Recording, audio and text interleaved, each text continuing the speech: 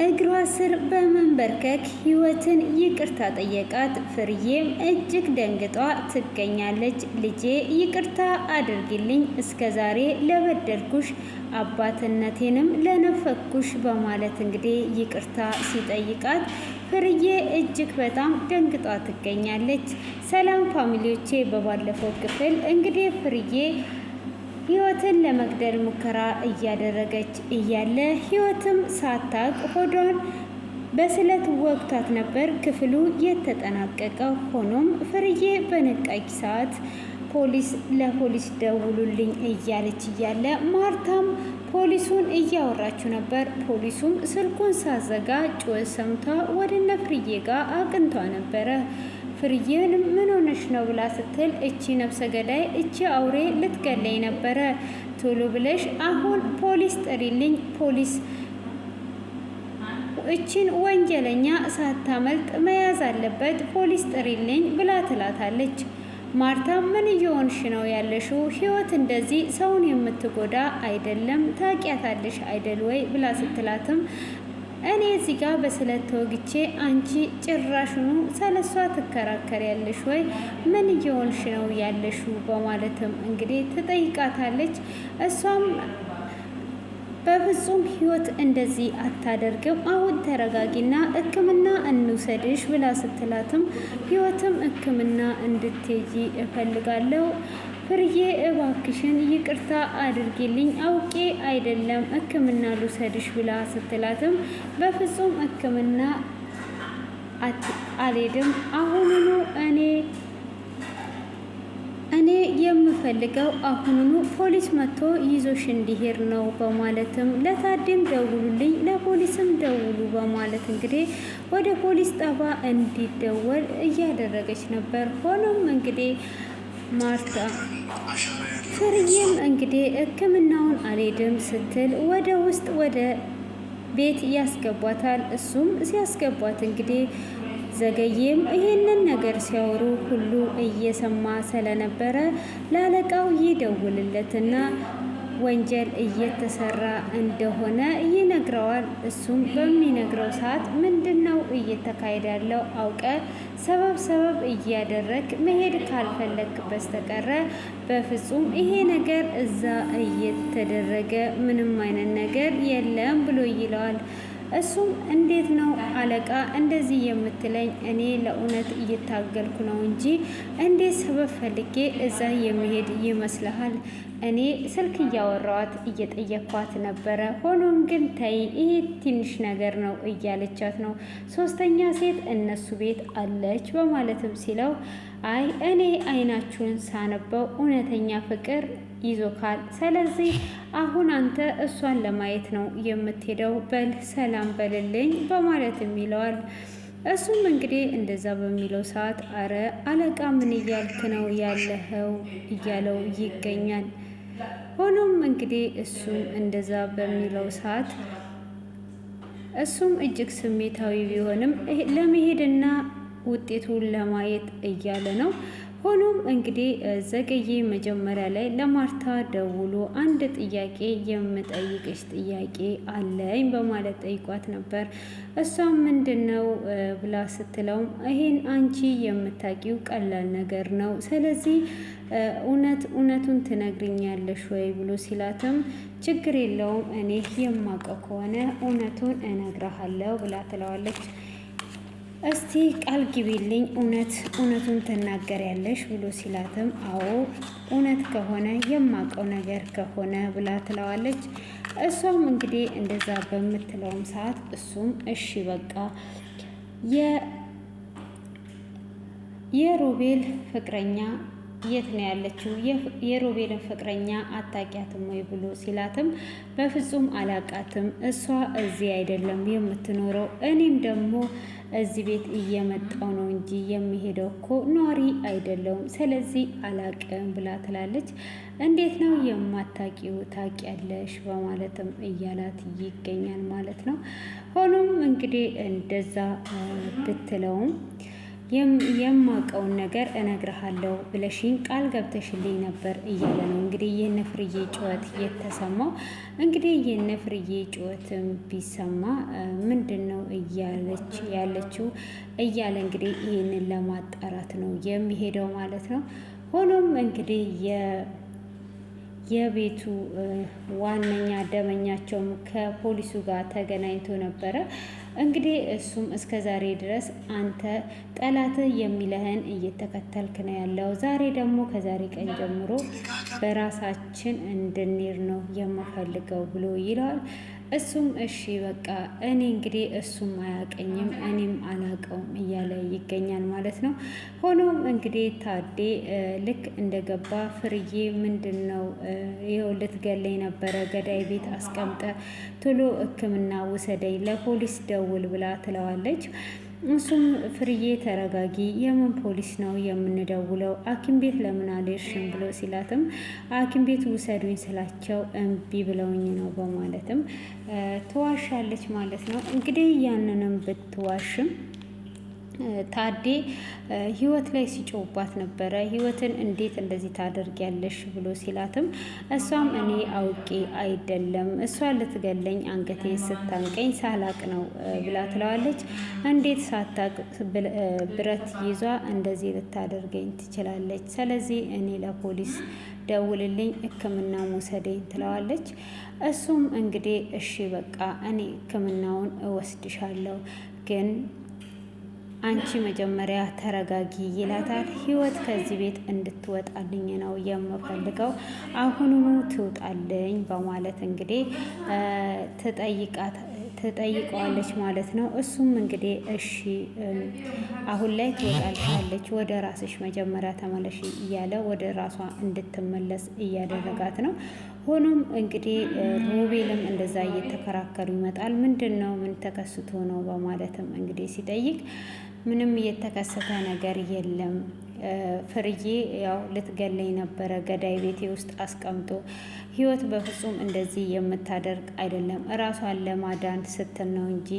ከዛን እንግዲህ ታዴም ፍርዬን አምኗት እንግዲህ ለምንድን ነው አንቺ እንደዚህ ያደረግሽው ብሎ ሲል ሮቤልም እንግዲህ ህይወት እንደዚህ አይነት መጥፎ ሰው ብትሆንና እንደዚህ አይነት ነገር ለማድረግ የምትፈልግ ልጅ ብትሆን ዛሬ እሱን ነው እንጂ የምትገለው እሷን አልነበረም።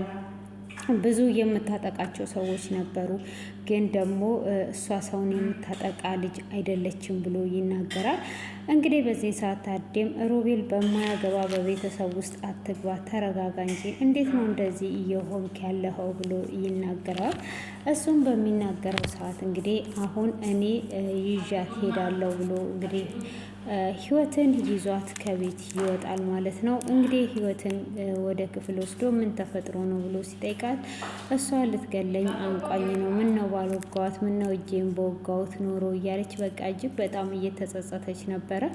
ሮቤልም ደግሞ ትክክል ነሽ፣ አንቺ ያጠፋሽው ነገር የለም ራስሽን ለመከላከል እንጂ አንቺ ምንም ያጠፋሽው ነገር የለም፣ ፍርዬ አውቋ ያበደች መስሏ ነው እንጂ እንደዚህ አይነት ነገር የምታደርገው ሳታውቅ አይደለም። ስለዚህ አንቺ ምንም አላጠፋሽም፣ ምንም ነገር እንዳይጸጽትሽ ይላታል። እሷ ግን እጅግ በጣም ተጸጽቷለች። እስቲ ጋ አባትሽም ደግሞ ባህሪሽን እያወቀ ግን ገትሮ ለእሷ ሲከራከርላት ነበረ። እኔ ታዴ ተቀየረ መስሎኝ ነበር፣ ሆኖ ታዴ አልተቀየረም እያለ እያወራት ይገኛል። እሷም ከዚህም በፊት እኔ ፍርዬን ልመታ ስለነበረ በዛ ሂሳብ አስቦ ነው በማለት እንግዲህ እየተናገረች ትገኛለች ማለት ነው። ሆኖም እንደዛ አይነት ንግግርም ብትናገርም እንግዲህ ህይወትን ከቤት ይዘ መውጣት አትችልም እያለው ይገኛል። ሆኖም እንግዲህ ማርታንም ከቤቴ ውጭልኝ ብላ ትላለች። እንግዲህ እሱን ስለደገፈኝ ከቤቴ እንድትወጭልኝ እፈልጋለሁ፣ ላይሽ አልፈልግም እያለቻት ትገኛለች። ህይወትም እንግዲህ ከወጣች በኋላ ፍርዬም ማርታንም ካስወጣቻት በኋላ ማርታ ጋር ታዴ ሽንት ቤት ሆኖ ደውሎላት እንዴት ትሄጃለሽ ወዴት ነው የምትሄጂ ብሎ ሲላት ሜጃ የላትም ብለክ ነበር እንዴ? ለካ እኔማ ሜጃ አለኝ ብላ ትለዋለች። እሱም እንደዛ ብዬ አይደለም፣ እንዴት ነው አንቺ እንደዚህ የምታደርጊው? ፍርዬ እኮ አውቃ ነው አንቺ ከቤት ከሄድሽ ህይወትን ይዟት እንዲሄድ ስለፈለገች ነው ዘዴ የተጠቀመችው። አንቺ አትነቂም እንዴ ብሎ ይላታል። ስለዚህ አንተ ነህ ጥፋተኛ። ለምንድን ነው ፍርዬን የማታባረራት? ፍርዬን እኮ ከቤት ማባረር ትችላለህ። ህይወት ከሄደችስ ምን ይቀርብሃል? ስለዚህ ትሂድ፣ ምንም አትጨናነቅ ትለዋለች። እንዴት እንደዛ ትይኛለሽ? እንደዛ ማለት የለብሽም ብሎ ይላታል። እሷም እንግዲህ እኔ እንደዛ ያልኩ ወደ ራስ ተመልሰ አስብ ብላ ስልኩን ትዘጋበታለች። ታዴም እንግዲህ እጅግ ግራ ይጋባል ማለት ነው።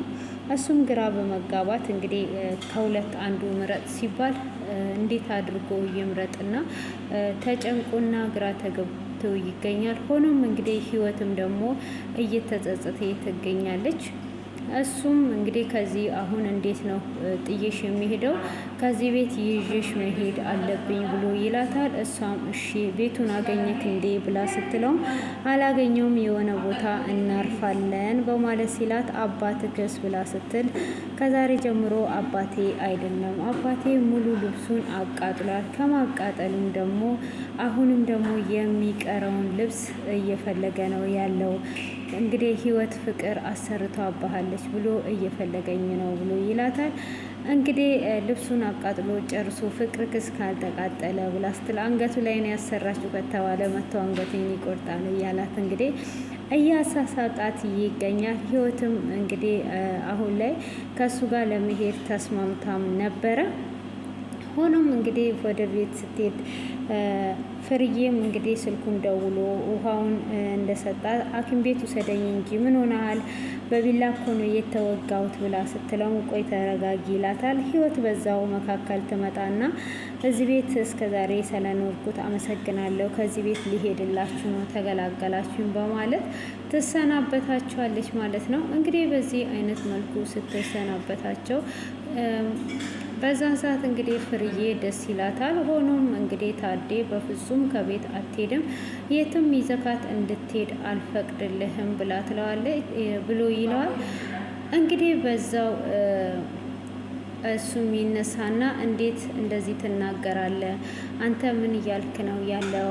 ፍርዬ አውቋ ራሷን እንደ ሳተች አድርጋችሁ ለሁለት ልትገሏት፣ ጭራሽኑ በዚህ አይነት ልትገሏት ነው ትቼ የሚሄደው ብሎ ይላል። እሷም ህይወትም ነቅቼባችኋለሁ፣ አውቋ ፍርዬ እየተቀያየረች እኔን ለመግደል ፈልጋችሁ ነው እንጂ ለሌላ ነገር አይደለም፣ ስለዚህ መሄድ አለብኝ ስትል በፍጹም አትሄዱም በማለት እንግዲህ ከሮቤል ጋር ይያያዛሉ። ሮቤልም ና ውጪ እንገናኝ ብሎት ይሄዳል።